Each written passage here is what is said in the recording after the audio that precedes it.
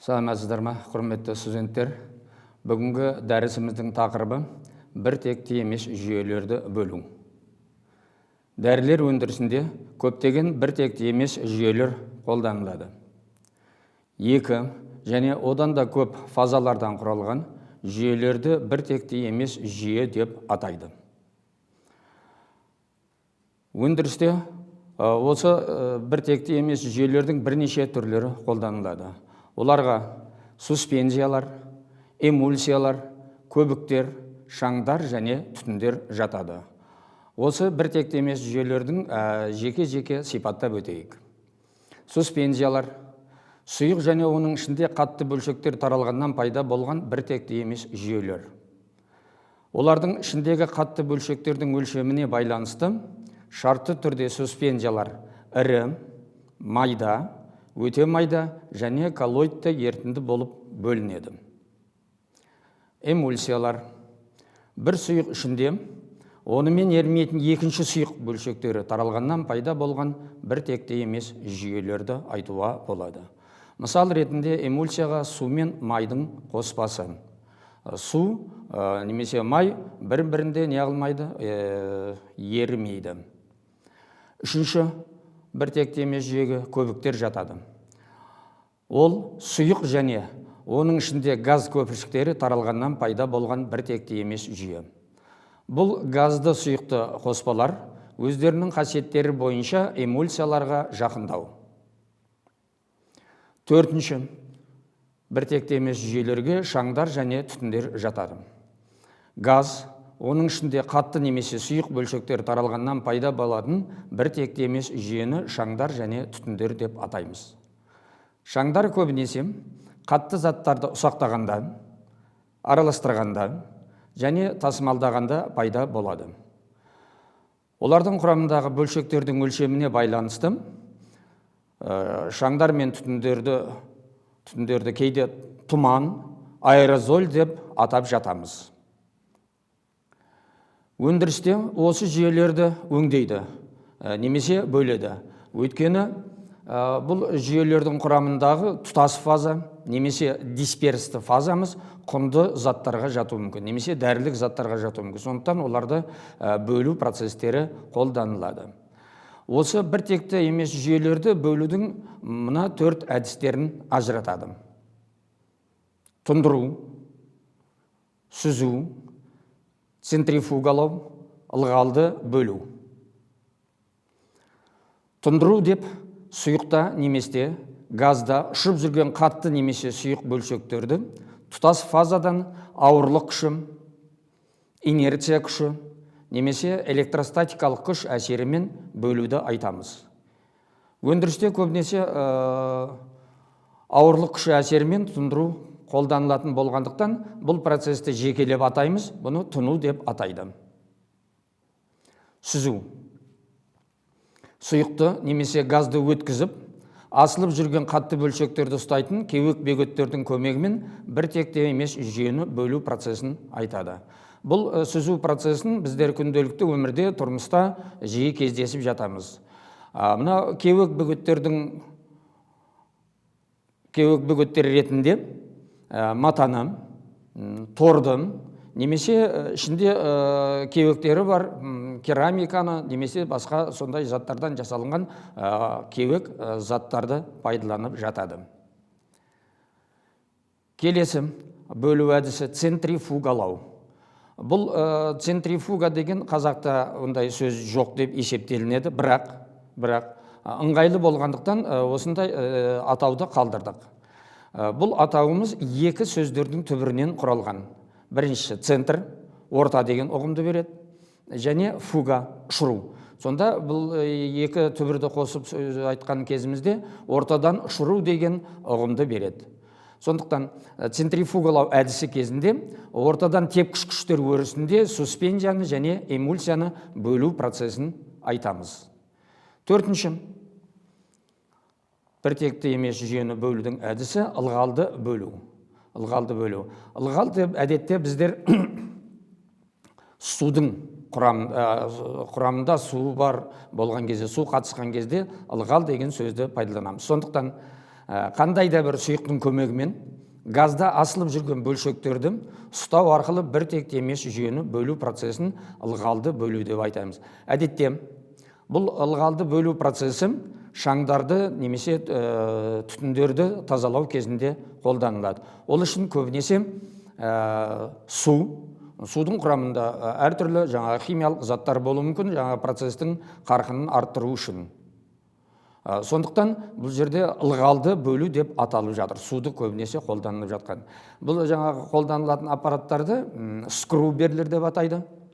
Скруберлерде астыңғы жағынан түтін немесе шаң беріледі, үстіңгі жағынан сұйық шашыратылады. Сұйық немесе су шашыратылады дағы.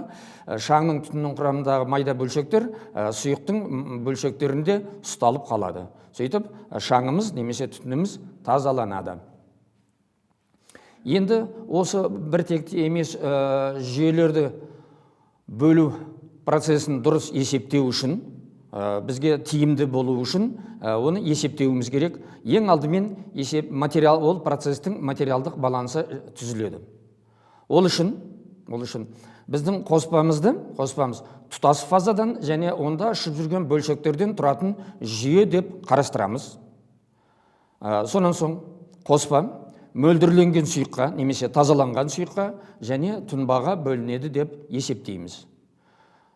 Және мына төмендегідей белгілеулерді енгізілеміз. Ж әрпімен қоспаның мөлдірленген сұйықтың және тұнбаның мөлшерлері. X әрпімен осы қоспадағы мөлдірленген сұйықтағы және тұнбадағы біздің дисперсті фазаның массалық үлестері болып табылады. Сонда бір текті емес жүйенің барлық массасы бойынша, барлық заттары бойынша материалдық балансымыз мына түрде болады. Ж, Қ, қоспаның массасы тең болады, мөлдірленген сұйықтың массасына және тұнбаның массасына тең болады. Бұл қоспаның құрамындағы барлық заттар үшін. Енді материалдық баланстың екінші түрі, оның біздің қоспаның мөлдірленген сұйықтың және тұнбаның құрамындағы дисперсті фазалардың үлестері бойынша екінші материалдық баланс жасауымызға болады. Оны мына теңдеуден көріп отырсыздар. Осы аталған екі материалдық баланстардың көмегімен мөлдірленген сұйықтың және тұнбаның мөлшерлері анықталады. Оны анықтауға арналған теңдеулерді жоғарыда көрсетілген теңдеулердің көмегімен қорытылып шығарылып, алдарыңызда көрініп тұр. Енді бір текті емес жүйені бөлудің мысалы ретінде тұндыру процесін қарастырамыз. Алдарыңызда тұндыру процесін өткізуге арналған аппараттың ықшам кескіні бейнеленген. Аппарат корпустан тұрады. Және оның ортасындағы құбырда, үстіңгі жағындағы құбырдан суспензия беріледі. Ал оң жақ жоғарыдағы келте құбырдан мөлдірленген сұйық алынып кетеді дағы, ал төменгі жағындағы келте құбырдан тұнбаны шығарып алып кетуге болады.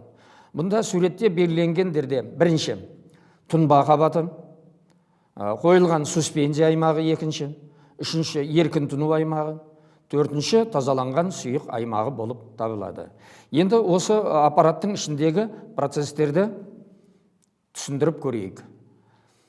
Тәжірибе жүзінде бір текті емес жүйелерді тұндыру кезінде шашыраған бөлшектердің концентрациясы аппараттың үстіңгі жағынан төмен қарай біртіндеп өсетіні байқалған. Тұнба қабаты үстінде қойылған суспензия аймағы түзіледі. Бұл аймақта бөлшектердің қысыла тұнуы байқалады. Өйткені олар бөлшектер өзара үйкеледі және соқтығысады. Аппаратта шекаралары анық бөлінген қысыла тұну аймағын, одан жоғары жатқан еркін тұну аймағын, оның үстінде тазаланған сұйық аймағын ажыратуға болады. Тұндыру процесінің барысында алдымен көбінесе үлкен бөлшектер тұнады. Өйткені үлкен бөлшектердің массасы көп болғандықтан, оларға әсер ететін ауырлық күші де көп болады да, олар алдымен төмен қарай жоғары жылдамдықпен тұна бастайды.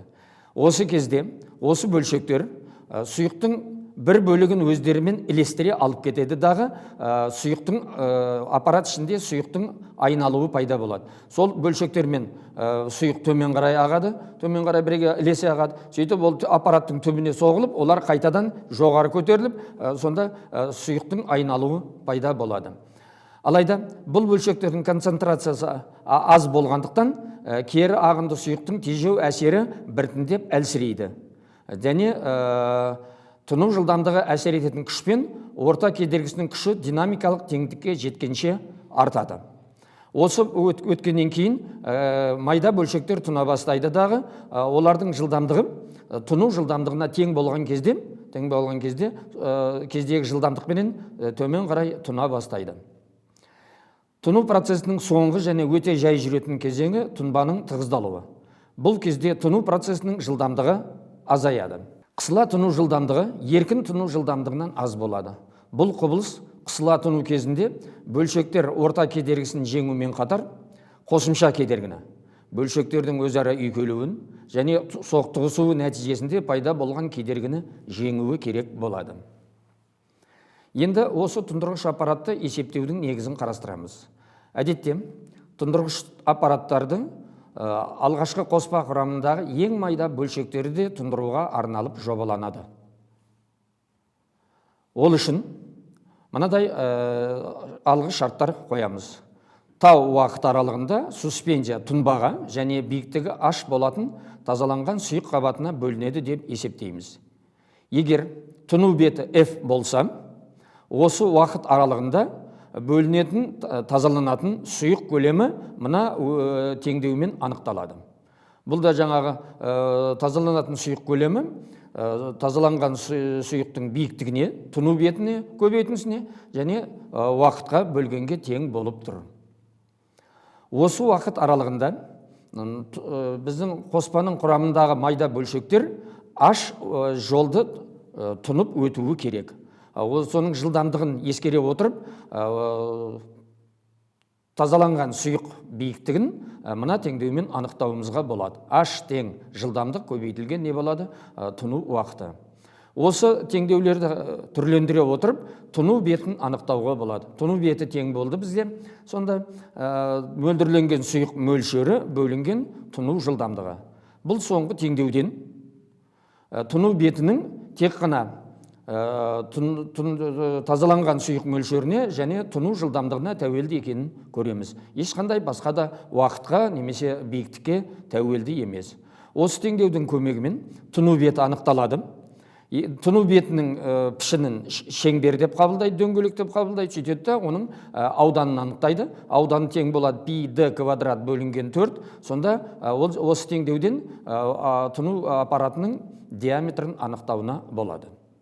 Енді аппараттың диаметрін анықтап болғаннан кейін инженерлік интуиция деген бар. Ол енді жаңағы экономикалық талаптарды ескеріп, берілген кеңістікті ескере отырып, тұндыру аппаратының биіктігін қабылдауы керек. Олар әдетте 1,5-2 метрдің шамасында қабылдайды. Сонымен біздер бүгін бір текті емес жүйелерді сипаттадық. Оларды бөлу әдістерін қарастырдық. Мысал ретінде тұндыру процесінің қарастырып, оны жаңа сипаттап, негізгі есептеу теңдеулерін қорытып шығардық. Тыңдап отырғандарыңызға және назар бөлгендеріңізге көп рахмет.